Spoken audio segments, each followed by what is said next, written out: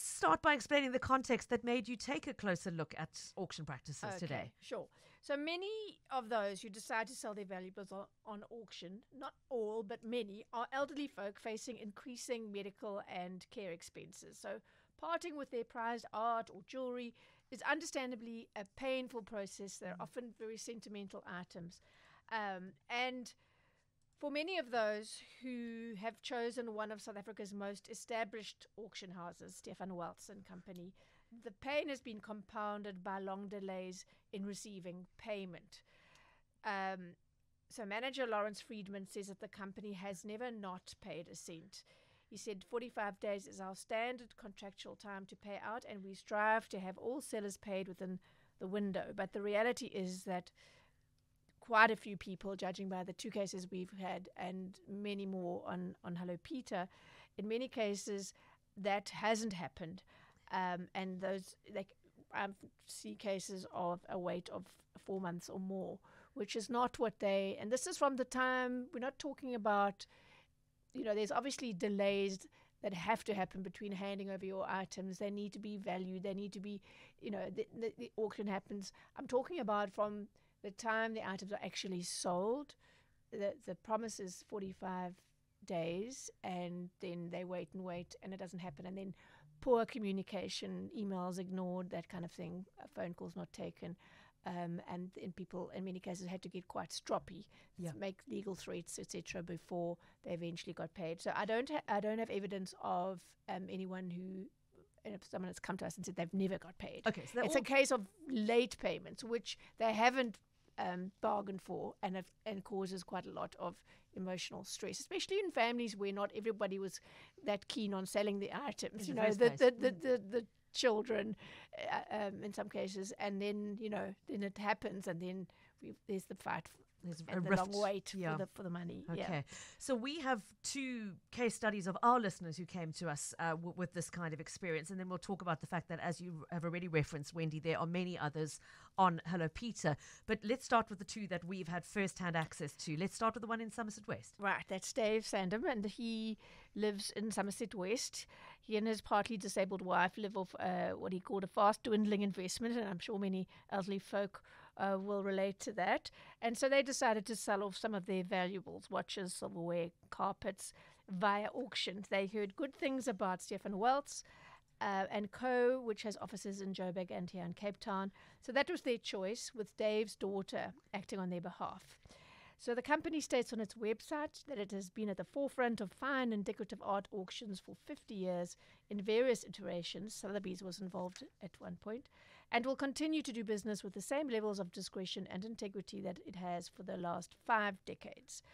So in Dave's case, they first sold 2 valuable watches, one of them a Piaget, on the company's 18th of March auction this year. They were very impressed with the service they got. That is until the promised payment deadline of around the 5th of May, that would be 45 days, came and went, and there was no sign of their 48,600 rand. So I'm cutting a very long story short here. Yeah. In early June, the company manager, Lawrence Friedman, promised to pay them plus interest to compensate for the delay. And incidentally, he told me that mid-year, so they make it around June, he altered the company's terms and conditions to say that if payment wasn't made within that 45-day window post-sale, that they would pay interest as a form of compensation for the late payment. Okay, so there is that. That's been amended in the meantime, but this predated that. This did predate that. But he told them he would do so. Yes. Okay.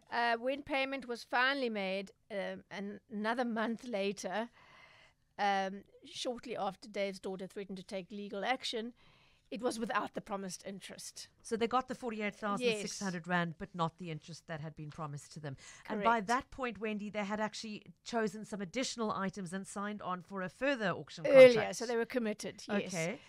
So Dave told me that it predated the struggle for the payment. In this case of the second auction, it was a diamond signet ring, several items of silverware, and a carpet. The premium auction, as it's called, was on the 19th of June. Again, the agreement was that the proceeds, in that case, almost 40,000 Rand, were to be payable within 45 days of the auction, as usual, which took them to the 2nd of August. No payment. Then bear in mind it's within 45 days, right? So it latest should be day latest, 45. yeah. So 4 days after that deadline, they received an email from Lawrence Friedman, again apologizing for the delay in making payment and advising that payments are scheduled for the 23rd of August, and that as a gesture of goodwill, he would be adding interest to the capital portion. When Dave contacted us in late September, he had still not been paid the proceeds plus the interest for the June auction, the most recent one, nor the promised interest for the late payment of the March auction's proceeds. So the auction was the middle of June. By late September, which is now more than 3 months later, so 90 days, double the so-called maximum time have gone by. I saw you counting on your I'm fingers just there. checking my maths there, but I think it's right. 90 days, so double the time later, still no payment, neither of the capital amount nor of the interest. What happened next, Wendy? So they obviously, Dave was sending a lot of emails to Friedman and his colleagues, and when they weren't answered, that's when he became desperate and emailed me. He said, we sincerely trust that you'll be able to assist us in this matter as we are now desperate. Okay, so we're going to pause on Dave's story there. So that was late September when Dave came to us, and that story rang a bell for me when Wendy told me about it, because I said, hang on a second, we have another one of those sitting in our very busy inbox. And I know that I'd heard in June from our listener, Helga Janssen Dolfier, with a very similar complaint. She and her siblings in this case had agreed to sell 3 very treasured paintings on behalf of their widowed father. He had a collection of Peter Clark paintings. They had been a family friend, so they were very, very special to them. So obviously a very emotional decision to sell these 3. And they placed them with the Welz auction in February, 20th of February. But very similar story, Wendy. In this case, it was a substantial amount, 280,000 Rand that was owed to them. March came and went. April came and went. Very similar story, saying we've been sending emails, nobody replies, we've basically been ghosted, and have been chasing and keep being told they're awaiting payment from the client. But then Helga wrote to me to say, when we investigated further, as we were contemplating actually cancelling the sale, staff confirmed the paintings had been paid for almost immediately by the buyer, and that their warehouse had already prepared them for shipping out of the country very soon after the auction. In other words, the auction house had the money in its bank accounts already. The paintings were gone. And the paintings were gone or going.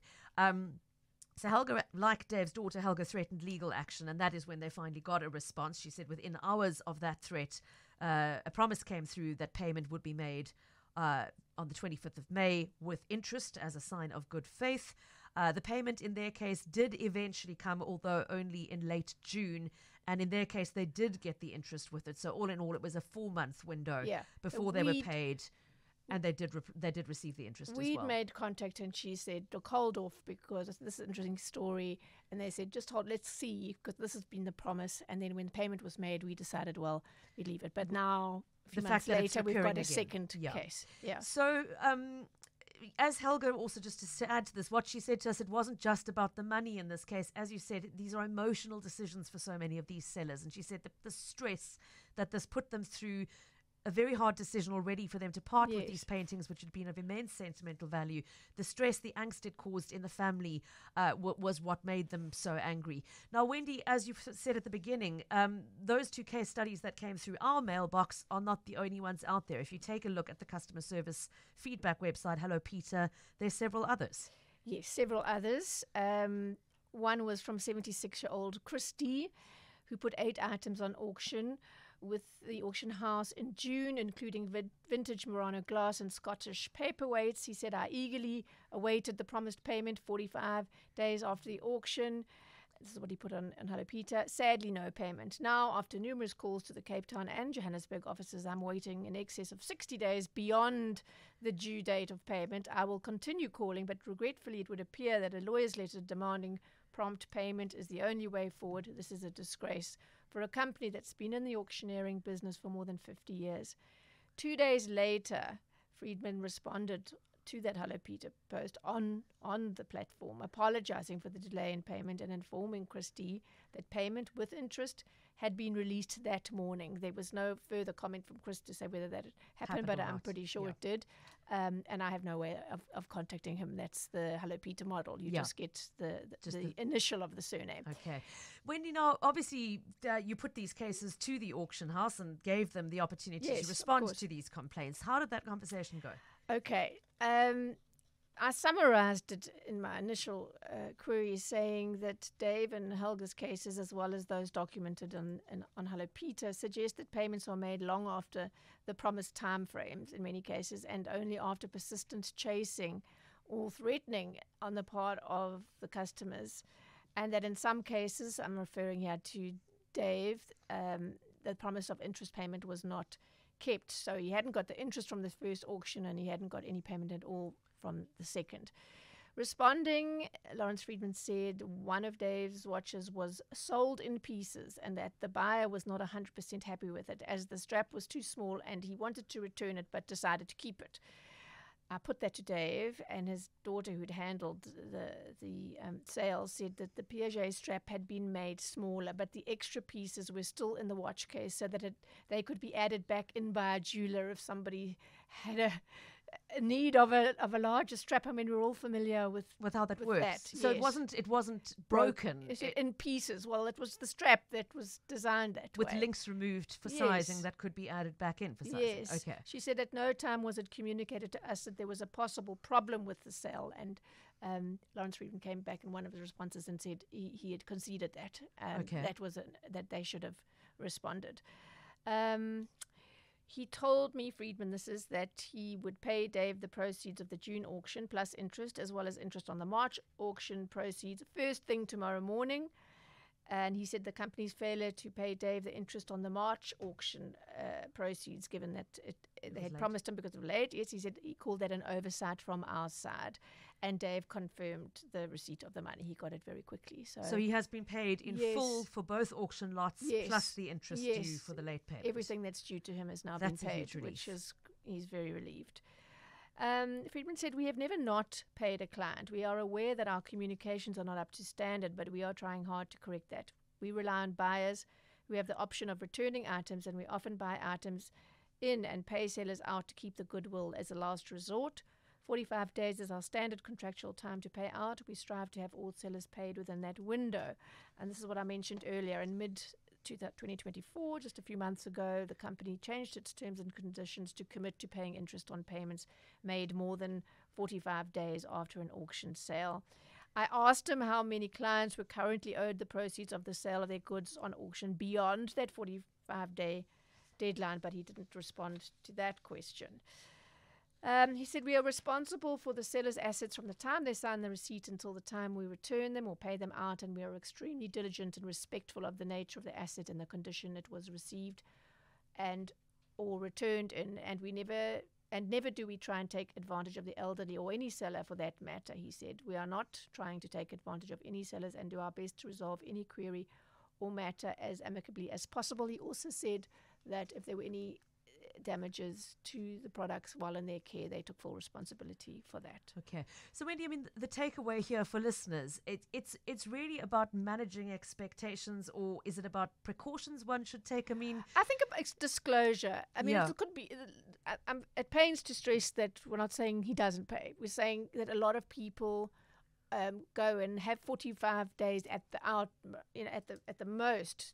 And bear in mind, there's people who, in many cases, they have taken the step realizing, there's no money, no income coming in. Investment income is possibly dwindling, and so they need the money, right? They're selling because of financial of financial need, and so yes, so the CPA is all about Consumer Protection Act, about disclosure. So a way around this would be to be more upfront about it. Say we'll pay within whatever 4 months is. Or whatever they realistically are currently able to pay for whatever reason. And that way people can make an informed choice and be very upfront about, you're not going to get your money within whatever time, so that if that doesn't suit the person, they can make another plan. Yeah. So disclose it up front. And then the other obvious red flag here is be more diligent with your customer interaction and responses. If somebody is The communicating with you saying, hey, where's as my they've money? acknowleded. As we always need say to do on this better. show, lack of delivery compounded by lack of communication is never going to end well. And we also want to say, which it goes without saying, but we're not saying that in every case there's the 45-day promise is not met. Correct. There are obviously many people who are paid within that time, but the two cases plus what we saw in Hello Peter felt, it was indication that for some people this then becomes a problem that they weren't expecting up front. So maybe the takeaway is, if you are going to consider placing items in auction, make sure you have the conversation about what are the payment terms, Look at and the what reviews. are the penalties if you don't meet those Yes. terms. What are the guarantees that you'll be paid interest, for example, and get that in writing before you commit your item to them. Hi, Pippa. Good afternoon. I was listening to that story about that auction house. Why is it that it takes so long to pay out? 45 days. That's a really long time. Wow. It should be within a week, within a matter of days. I mean, you sell something 100,000 rand. Can you imagine the interest in a month and a half that they're gaining? So, yeah, no, something doesn't, okay, they've been out for what, 30, 40, 50 years odd. But I mean, that's how they're surviving also, from all the interest rate. Wow. I mean, work it out. So I just think it's a bit unfair to wait so long. Anyway, that's just my 5 cents. Pippa, great show. John Caldriver, bye. John, thanks so much. And So I should just say that it's sold on the auction on a certain day, and then I've still got to get the money from the buyer, and sometimes there are hiccups. And these cases, the excuses didn't quite pan out. yeah, And then his claim is that if it's longer than 45 days, we will pay you interest. In Helga's case, it was paid eventually with the payment. It was paid a day apart. That's as he pays them the interest in 2 tranches. Okay. in 2 tranches. In Dave's case, the payment was late, and the promised interest didn't happen until we got involved. But it's a long time anyway. 45 days, agreed, and to go beyond it then for months is not acceptable. Kate, thank you very much for your messages. Just to say that I'm passing those on to Wendy to take a look at after the show, and appreciate your input. A week or two ago, we shared the story of Glynis, who is a very feisty Cape Talk listener, and who had written to us saying she'd had such a disappointing experience buying from an online retailer called Mori Cape Town, Mori. And Glynis had fallen for something we flagged several times on the show, that there are a number of retailers putting themselves online, making themselves look and seem and sound like they are a local South African business, but when they're in fact based in China or somewhere else in the Far East. And you placed your order. The goods that arrive, if they arrive at all, are very bad quality. And when you try to return them, you're then told, well, you've got to return at your cost to our warehouse, which is in Asia. So that's the long sort of background story. That is exactly what happened to Glynis. She ordered a very expensive pair of orthopedic shoes. When they arrived, they were absolutely cheap rubbish with no orthopedic support at all. And when she contacted the firm to say, hey, I want my money back, they said, sure, you can send the shoes back to us for a full refund. But she would have had to spend hundreds of rands sending them back to Asia. 1,500, didn't she say? Or 1,000, So something like that. last time we spoke to Glynis, she had really dug her heels in, sunk her teeth into this correspondence, gone backwards and forwards. They'd gotten to the Every point day where, for 14 days. yeah, they were offering her a 30% refund and to keep the shoes, I think, at one point. And she said she was going to accept that offer of the 30% back. And we were both a little bit skeptical, Wendy, whether she would actually see that money. And we were both wrong. And this is where the story takes a very amusing turn, because Glynis mailed me last week to say, firstly, she got her 30% refund from Mori, paid into her account. But here is the very funny twist in the tale. The same day that refund came through, so too did a full refund of her purchase price from her bank, because she had completely forgotten. She placed the order. It took ages to arrive, so much so that she had decided she'd been scammed, and she contacted her bank requesting a chargeback for the items that had never arrived. And Glynis had forgotten she had done that, because the shoes then arrived. She was so incensed by the quality of the shoes. She entered into the negotiations with the provider, and she'd completely forgotten that she had. And the chargeback process can take some time. Yeah. So on the same day, she gets her 30% refund from Maury Cape Town, and she gets a 100% refund from her bank on chargeback. And she's got the And awful of course, shoes. she's got the awful shoes, but this is Glynis. She is very big on doing the right thing. And she said, well, now I have to find a way to refund Maury Cape Town the refund they paid me. That's interesting. Will they want to... And well, she's got the payment details. Yeah, she's got the details she used last time. So she said she can refund to that same account the amount that they paid back to her. She says, I feel quite terrible. I am going to repay the refund, which was close to sort of 300 Rand. Yeah. And I'll just be very interested to know whether there is any further correspondence from them acknowledging that, I or think what they happens will be very next. Surprised, but They well will done, probably be. Glynis. That's a story that to dine on. I just also love the fact that she immediately said, I'm not keeping the money. A lot No, of of people would have said, course. I'll keep that as the For all- windfall for all of my All troubles. the hassles, yes. But she's doing the right thing and Good is for sending her. back the money. So there we go. Thanks very much, Glynis, for keeping us abreast of that one. Okay. Before we go, in fact, let's go to Pitso's WhatsApp next. He got it in so nice and early, Pitso. Thank you for your message. And he says, I'd like to ask Wendy's advice on a car rental matter. I rented a car and opted for the tyre and window cover plus the super waiver. I think he means windscreen. Windscreen probably, Yeah, okay. yeah. Plus the super waiver. Yes. While I was driving it, the car wheel covers were stolen. And when I returned it without any other structural damage, they charged me 4,500 Rand for the wheel covers. They cost 2,800 Rand if you buy a set. And his question is, what is the super cover for then? Okay, I've had this exact complaint from one of our previous colleagues, John's previous producer, and she and her then boyfriend had this experience with the wheel cover. They'd also taken tire and windscreen cover, and they were, because the super waiver doesn't cover those things. It doesn't cover windscreens or tires, so then they must sell you a second one. And the answer was, if you look at the small print, it doesn't cover wheel covers. Aha. And aren't they the most, they're very... Most likely to be stolen. Exactly, which is why people, when they're buying cars, they'll often pay extra to get the rims because, the covers get stolen all the time.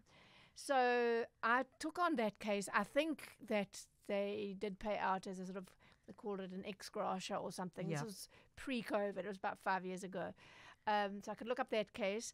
But then the second issue is 4,500 Rand. That's just ridiculous. That's profiteering, in my view. So, Yeah. Pitso, if you want to email me or Pippa, who will pass it on to me with the details of the company. I have to say, I've been doing this job for more than 25 years, and over the years, the car rental companies have got more and more difficult to deal with. Some of them just don't respond to a media query at all. Gosh. So there's a certain, yes, and I always find that a very bad sign because they're not really caring about their reputation. Now they've got beyond the point of that, I always say if anyone had to read the car rental contract from beginning to end, and especially paying attention to the exclusions, they would consider that far too great a risk. Doesn't matter if you did nothing wrong. If your car's in a hailstorm, if you have an accident that doesn't involve another car, you have to pay no matter what super waiver you paid for. You are fully responsible for the entire loss or repair of the car. And that can put you in a financial crisis that will take you many years to get out of. But yes, it's one of my favorite topics because it's so awful, so risky. And so important to read that small print and know exactly what you're taking and not. Yeah, but I mean, if you have to hire a car, Uber has helped out to a large extent. But, sometimes if the distance is too great, it's very uneconomical. And then you start looking at the car hire, which is better Value. financially, yes, and unless you have an incident. And then it is a nightmare. Even, I suppose there is some admin involved, but if you get a fine on a hired car, you got to pay the fine. And then they add on 300-400 Rand for admin, for having to send a letter or an email and find you to then apply the fine. Tell the traffic department concerned that it's actually you. That apparently is a huge amount of admin, which they charge hundreds of Rand for. Okay. All right, so Pitso, if you'd like to have us follow that up for you, please, you're either welcome to mail me, Pippa H, Pippah, at capetalk.co.za, or go straight to Wendy on consumer@knowler.co.za, KNOW And please just put in the subject line Cape Talk car rental wheel covers, and we will keep an eye out for that so that we can follow up for you. Hi, Cape Talk and Wendy. It's Lerato from Durbanville. I don't know if anyone has approached Wendy about the Maverick City concert tickets. That the concert was cancelled in Cape Town because of bad weather, and then they promised to pay back, and they have not paid us back for the tickets. So there are people who bought for the concert from web tickets. Those people got their Quicket. So the people bought from Quicket, they got their refund, but us who bought it directly from the Kingdom World Tour website, we are the ones who are not getting our refund. I don't know. We don't even know how to get hold of these people. We have emailed. We don't know who's the events planner. We have been on their social media. Emails go unanswered. Social media, you can comment and say things. They just ignore that and carry on with whatever they are posting. Like, are we ever gonna? Do we have a right to that money for those tickets that we paid? And sure, how do we get our money back? Because there's no, like, unlike Crickets, there is a call center you can call, and Lerato, thank you so much for your voice note. Wendy, you were saying in the background you absolutely do have the right to get your money back. Yes. She said that they were promised a refund. I'm guessing that was sort of put out on their Facebook or whatever social media they were on. But now we talk to you, but you can't talk back to us kind of situation. I don't know if I'd have any more luck in tracking them down, but I'll certainly have a try. Lerato, if you could, if you're listening, please send me an email with what you paid, how you paid, all of that, how you were told it was cancelled, and your attempts, the attempts you've made to engage with the company about refunds. That would be a good starting point for me, and I will do what I can to... Oh dear. I've just did a quick Google, Wendy, to see if I could find any coverage of this, and it looks like there have been problems with that tour beyond cancellation due to weather. I'm seeing complaints about the quality of the sound system for the Joburg event, the concert starting more than 2 hours late, blackouts on stage in the middle of the event, so it sounds like there have been more than just ticketing problems. Disaster all around. Yeah. I looked to see if I'd had any complaints, and I haven't, which is surprising because I would imagine there are quite a large number of people involved. So, Lerato, please. So we need to look at it. Okay, so send those details. And again, let's just recap how to contact Wendy if you do want to raise a case. It's consumer@knowler.co.za, spelled KNOWLER.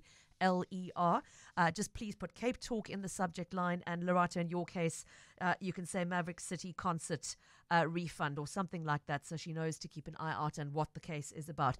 Just a reminder, we say this from time to time, if you are flagging a case with Wendy, please put all of the detail into a single email, any relevant reference numbers, dates, telephone numbers, if it's a cell phone account that you're asking about, for example, all of that information into a single email. If you saw the size of Wendy's inbox, you would understand why we're asking you to do that. It doesn't help with having several a day. I'll ask for information and I'll forget to say in one email. I mean, I think it should be implied, but I'll then get 12 forwarded emails, and it's just exhausting, especially when you don't have any admin help. So I really would appreciate a nice, neat little capsule of everything that I need to take up your case if I'm able. Concisely summarized. It really does improve your chances. And really, stripping out, and I know we often get there's a lot of emotion and people are upset, but if you can strip out that and just give the basics of what happened, what follow-ups you've attempted, what you paid, what efforts you've already made that have been rebuffed. Exactly. It just makes it that much easier for Wendy, firstly, to follow up at all, but secondly, to get you a proper result on that case. Now, Wendy, the next question we didn't have time for last week, but I'm so glad we can squeeze it in quickly before the end of the show today, from our listener David, who said, please ask Wendy about the tear on packaging at the scale. His comment was that Spar is always guilty of never using the tear button on their scales. Tear being T-A-R-E, and I think it is necessary to explain what that is, Wendy. In layman's term, it's subtracting the weight of the package, be it a polystyrene tray or a bag or whatever it is. You might say, well, who cares? It's so light. But if you are buying something expensive, such as biltong, you are going to be paying biltong prices for that little piece of polystyrene, and it will be relatively significant. So yes, by law, and it's regulated by the NRCS, the National Regulator for Compulsory Standards, or specifications. I can never get that one right, but you get my drift. They have a legal metrology section, and it's their job to make sure that the scales in these retail outlets are not only accurate, but that they are tearing, subtracting, programming the scales. In other words, my little home baking electronic scale at home does it. I press a button. Too. We've all done that. You want to weigh the flour in the bowl, and it just removes the weight of the bowl. So yes, Dave has just said Spar. It could be any Spar, unlike the Spars and the Checkers and the ShopRites and the Pick and Pays. They're individually owned, all of them, and so it's not to say that they each operate differently. So it could just be one store that he frequents that's not doing it the right way. So it's not necessarily a group-wide thing. It Fair will enough, definitely not be, but he's come across it. And so, Dave, if you would like to email me and tell me which Spar it is, I would do my best to engage with them about what they're doing there, and also just give me some. There's obviously a reason why you know this. Give me an example of how it's happened to you. But it is also just, Dave, thanks for raising it. It's an important reminder. Yes, keep your eyes open when you're buying something that's by weight. Just watch the process and make sure that is done. They need to zero the scale with the packaging on top of it before weighing the items that they're putting into that packaging. Otherwise, you are, as Wendy said, you're paying for the contents. You're paying for the packaging at the rate of the pricing of the contents, which is not what should be happening for an inexpensive piece of packaging. So, Dave, if you would like to follow up again, please do send an email through to Wendy, consumer at nola.co.za, and you can CC me in if you like on Pippa H at capetalk.co.za. Wendy, we've got literally 2 or 3 minutes in hand. There was something you wanted to just mention as an add-on to the show today. Oh, a couple of things I could mention. Just looking at my e-books now. One of them is, we often speak about the practice that some mainly smaller retailers have, which is illegal, of imposing, say, 5% extra on customers who are paying with a credit card. That is illegal. It's illegal in terms of the Consumer Protection Act and in terms of the merchants agreement, which that retailer would have had to sign with the respective bank in order to get that point of purchase unit. Zip-zap, we used to call them. Now it's tap-tap.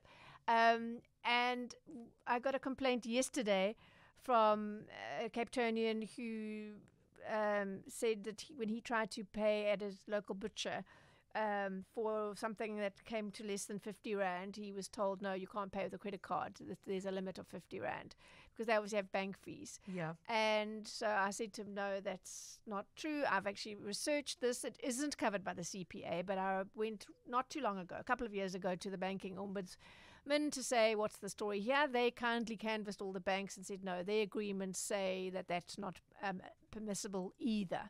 So I actually phoned the butcher in this case, and he confirmed that he does it, and I explained, and if you don't believe me, have a look at your merchant's agreement. And he said, okay, I'll think about it, kind of thing. But just to empower our listeners, that if it happens to you, you can very firmly say that is a contravention of your merchant's agreement with the bank, for you to impose that. And I would say report it to the bank as well. The bank's logo signage is on that little pay machine, so you know which bank to talk to. Okay. Yeah. Wendy, thanks for that important reminder. And that's where we will wrap for today. We will chat to you again next week, Wednesday. And thanks so much, as always, for all the hard work on behalf of our listeners.